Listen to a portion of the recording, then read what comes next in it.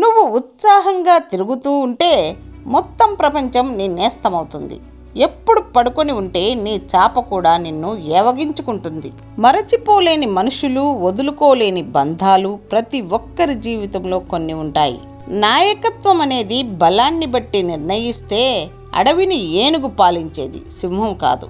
ఎవడికంటేనో నీవు గొప్పగా ఉండాలి అనుకోకు.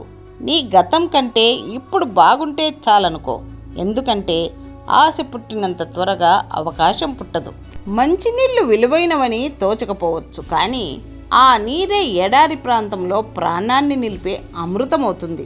ఆలోచనల్లో పరిపక్వత మనిషిని మేధావిని చేస్తే, ఆచరణలో పరిపక్వత మనిషిని మహాత్ముడిని చేస్తుంది.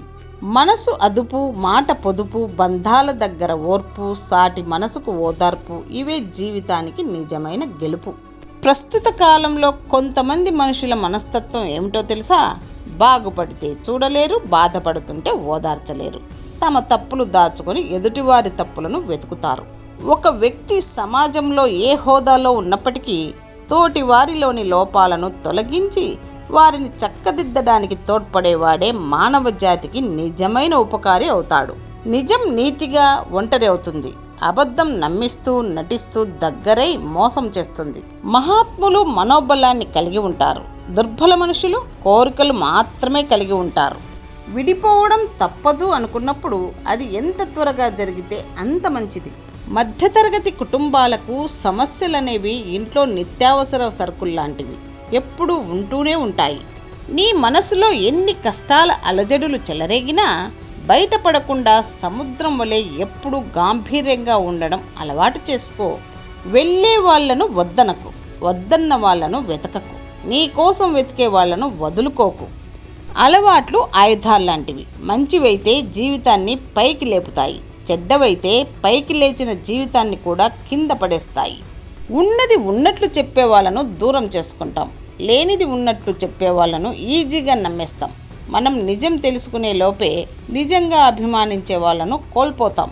భౌతిక సంపదకు నైతిక పురోగతికి మధ్య అభిలషణీయమైన సమతుల్యం ఉంటేనే వ్యక్తికి శాంతి, సమాజానికి అభ్యుదయం చేకూరుతుంది. బంధాన్ని భారంతో బంధిస్తే నిలబడదు, బాధ్యతతో ప్రేమిస్తేనే నిలబడుతుంది. కళ్ళల్లో నీరు ఉప్పుగా ఉన్నా కళ్ళు కనే కలలు తీయగా ఉండాలి. పయనించే దారిలో ఎన్ని ఆటంకాలున్నా మన అడుగులు మాత్రం గమ్యం వైపు ఉండాలి. చుట్టూ గాలి ఎలా ఉన్నా పీల్చే శ్వాస మాత్రం గెలుపు మీద ఆశలు రేపాలి. గుండెలో బరువు ఎంత ఉన్నా పెదవులలో చిరునవ్వు ఉండాలి. అందం కన్నా మనిషి మాట తీరే ప్రధానం. తీయనైన మాటలతో కటిక విషయాన్నైనా అమ్మవచ్చేమో కానీ కటువైన మాటలతో తీయని తేనెను కూడా అమ్మలేవు. నీ తల్లి చూసిన పురిటి నొప్పుల కంటే పెద్ద యుద్ధమేమీ లేదు లోకంలో. భరించడం ఒక్కటి అమ్మ దగ్గర నేర్చుకుంటే నువ్వు బ్రతకడం ఎలాగో అర్థమైపోతుంది. ఈ ప్రపంచాన్ని మార్చాలంటే శక్తివంతమైన ఆయుధం చదువు ఒక్కటే. నీతో ఉన్నవారు నిన్ను ఎందుకు కలిసామా అనేలా బ్రతకకూడదు. నిన్ను విమర్శించిన వారు కూడా నిన్ను ఎందుకు వదులుకున్నామా అనేలా బ్రతకాలి. నడవడికను మెరుగుపరుచుకోవడమే మనిషి నిరంతర లక్ష్యం. వదులుకోవడానికి ఇష్టపడకుండా చివరి వరకు పోరాడే ఒక వ్యక్తిని జయించడం చాలా కష్టం. ఆశించడం ఆపితే ఆనందం మొదలవుతుంది, శాసించడం ఆపితే సంతోషం మొదలవుతుంది. జీవితంలో వయసు ఉన్నప్పుడే భగవద్గీతను చదవండి. ఎందుకంటే జీవితం చివరి దశలో చదివి తెలుసుకున్నా ఆచరించేందుకు జీవితం ఉండదు కాబట్టి.